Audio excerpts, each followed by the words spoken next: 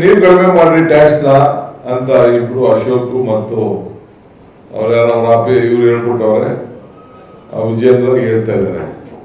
First ನೀನ್ ಕಡಿಮೆ ಮಾಡೋದ್ ಕಲೆಯ ನೀವು ಕಡಿಮೆ ಮಾಡಿಸಿ. ಫಸ್ಟ್ ಸೆಂಟ್ರಲ್ ಗೌರ್ಮೆಂಟ್ ಅಲ್ಲಿ ಏನು 1,000 ಕೋಟಿ ರೂಪಾಯಿ ಡೈಲಿ ಎಕ್ಸ್ಟ್ರಾ ತಗೋತಾ ಇದ್ದೀರಲ್ಲ, ಅದನ್ನ ನೀವು ಕಡಿಮೆ ಮಾಡಿ. ಸೊ ಈ ರೀತಿ ಇಡೀ ದೇಶದಲ್ಲಿ ಆಗ್ತಾ ಇರೋದು ತೊಂದರೆಯಿಂದ ಅಡಿಗೆ ಎಣ್ಣೆನೂ ಕಡಿಮೆ ಮಾಡಿ ಅಂತ ಹೇಳ್ತಾ ಇದ್ದಾರೆ. ಅಂದ್ರೆ ಊಟ ಮಾಡೋದು ಕೂಡ ಎಣ್ಣೆ ಕಡಿಮೆ ಉಪಯೋಗಿಸಿದ್ದು ಕೂಡ ಎಲ್ಲೋ ಒಂದ್ ಕಡೆ ಪ್ರಧಾನಮಂತ್ರಿಗಳು ಅದನ್ನ ಉಪಯೋಗಿಸೋದು. ಹಿಂಗೆ 43 ಲಕ್ಷ ಕೋಟಿಗಳನ್ನ ಬರೀ ಟ್ಯಾಕ್ಸಿಂಗ್ ಅಲ್ಲೇ ಕೂಡ ಈಗಾಗಲೇ 12 ವರ್ಷದಿಂದ ಕಲೆಕ್ಟ್ ಮಾಡಿರೋದು ತಮಗೆಲ್ಲ ಗೊತ್ತಿರುವಂತ ವಿಚಾರ. ನಮ್ಮ ಕಾಂಗ್ರೆಸ್ UPA ಸರ್ಕಾರ ಇದ್ದಾಗ ಕೇವಲ 71 ರೂಪಾಯಿ ಇದ್ದಿದ್ದು, ಡೀಸೆಲ್ 56 ರೂಪಾಯಿ ಇದ್ದಿದ್ದು, ಇವತ್ತು ಡೀಸೆಲ್ 99 ರೂಪಾಯಿಗೆ ಇವತ್ತು ಮುಟ್ಟಿದೆ. ಸೊ ಪೆಟ್ರೋಲ್ ಕೂಡ ತಮ್ಗೆ ಯಾರಿಗೆ ಗೊತ್ತಿದೆ, ನೀವೆಲ್ಲ ಇದನ್ನ ಅನುಭವಿಸ್ತಾ ಇದ್ದೀರಿ. ಸೊ ನಮ್ಮ ಪಕ್ಷ ಇವತ್ತು ಮೀಟಿಂಗ್ ಆದ್ಮೇಲೆ ನಾವೇನ್ ಪ್ರತಿಭಟನೆಯನ್ನ ಮಾಡಿ ಜನರ ಗಮನವನ್ನ ಸೆಳಿಬೇಕು ಅನ್ನೋದನ್ನ ಮಧ್ಯಾಹ್ನ ಮೇಲೆ ನಮ್ದು ಸಭೆ ಇದೆ. ಈ ಸಭೆಯಲ್ಲಿ ಚರ್ಚೆಯನ್ನ ಮಾಡಿ ಆ ಟೈಮ್ ಲೈನ್ ಅನ್ನ I am telling that we are going to finalize the timeline. Today we will announce after the 30th we will do it. 30ನೇ ತಾರೀಕು ಈ ಪ್ರತಿಭಟನೆಯನ್ನ ಎಲ್ಲ ಜಿಲ್ಲಾ ಕೇಂದ್ರದಲ್ಲೂ ಕೂಡ ಮಾಡಲಿಕ್ಕೆ ಈಗಾಗಲೇ ನಾವು ತೀರ್ಮಾನವನ್ನು ನಾವು ಮಾಡಿದ್ದೇವೆ. ಅದಾದ್ಮೇಲೆ ಪ್ರತಿ ಅಸೆಂಬ್ಲಿ ಸೆಕ್ರೆಟರಿ ಕೂಡ ಅವ್ರಿಗೆ ಅವರ ನಿಗದಿಯಾದಂತ ವೇಳೆಯಲ್ಲಿ ಮಾಡಬೇಕು ಅಂತೇಳಿ ನಾವು ಮಾರ್ಗದರ್ಶನವನ್ನು ನಾವು ಕೊಡ್ತಾ ಇದ್ದೇವೆ. ಹಿಂಗೆ ಪಕ್ಷ ಇದು ನಮ್ಮ ಕೆಲಸ ಜನರ ಗಮನವನ್ನ ಸೆಳೆಯುವಂಥದ್ದು, ಜನರು ಜಾಗೃತಿ ಆಗುವಂಥದ್ದು.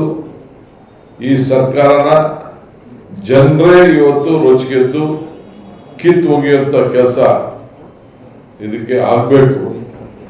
ಅದನ್ನ ನಾನು ಈ ಸಂದರ್ಭದಲ್ಲಿ ಮೋದಿಯವರ ಸರ್ಕಾರ ಏನು ಬಿಜೆಪಿ ಸರ್ಕಾರ ಇವತ್ತು ಬಹಳ ಸಾಧನೆ ಮಾಡಿದ್ದೀವಿ ಅಂತ ಹೇಳ್ತಾ ಇದಾರಲ್ಲ, ಅಲ್ಲರಿ ಅವನು ಊಟನೂ ಮಾಡಬೇಡ ಅಂತ ಹೇಳ್ತೀವಿ.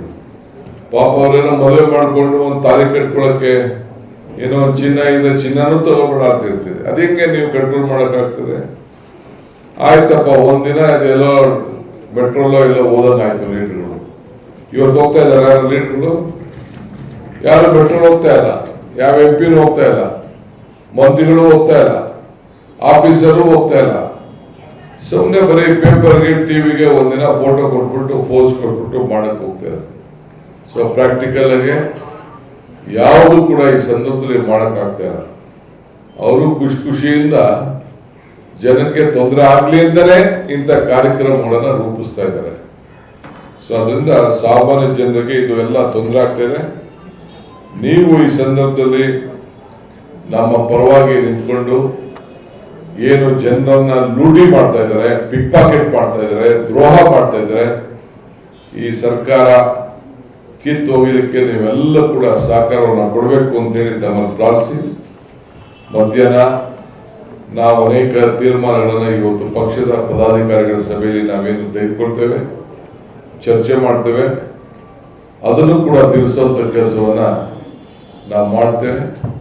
ಸೊ ಮಾಧ್ಯಮದವರು ತಾವೆಲ್ಲ ಕೂಡ ಅರ್ಜೆಂಟ್ ಆಗಿ ತಾವೆಲ್ಲ ಈ ಒಂದು ಪ್ರೆಸ್ ಕಾನ್ಫರೆನ್ಸ್ಗೆ ಬಂದದಕ್ಕೆ ತಮ್ಮೆಲ್ಲರೂ ಕೂಡ ಶುಭ ಹಾರೈಸಿ ಅಭಿನಂದಿಸಿ, ಈ ನೋವಿನ ಪರಿಸ್ಥಿತಿಯಲ್ಲೂ ಕೂಡ ತಾವು ಜನರ ಜೊತೆಯಲ್ಲಿ ಸ್ಪಂದಿಸಬೇಕು ಅಂತೇಳಿ ನಿಮ್ಮಲ್ಲೂ ಕೂಡ ನಾನು ಪ್ರಾರ್ಥನೆ ಮಾಡ್ತೇನೆ. ನಮಸ್ಕಾರ. ನಮ್ಮ ಕಾರ್ಯಕ್ರಮಗಳನ್ನು ನೀವು ನೋಡ್ತಾ ಇದ್ರೆ ನಮ್ಮ ಚಾನೆಲ್ ಅನ್ನ ಸಬ್ಸ್ಕ್ರೈಬ್ ಮಾಡಿ, ಪಕ್ಕದ ಬೆಲ್ ಐಕಾನ್ ಒತ್ತಿ ನಮ್ಮನ್ನ ಬೆಂಬಲಿಸಿ. ಹಾಗೆ ನಮ್ಮ ಕಾರ್ಯಕ್ರಮಗಳನ್ನ ಲೈಕ್ ಮಾಡಿ, ಕಮೆಂಟ್ ಮಾಡಿ, ಅದನ್ನ ಬೇರೆಯವರಿಗೂ ವಾಟ್ಸ್ಆಪ್ ಮೂಲಕ ಶೇರ್ ಮಾಡಿ. ನೀವು ಹೀಗೆ ಮಾಡಿದಾಗ ನಮ್ಮ ಚಾನೆಲ್ ಮತ್ತಷ್ಟು ಜನರಿಗೆ ತಲುಪಲು ನೀವು ನಮ್ಮೊಂದಿಗೆ ಸಹಕರಿಸಿದ ಹಾಗಾಗುತ್ತೆ.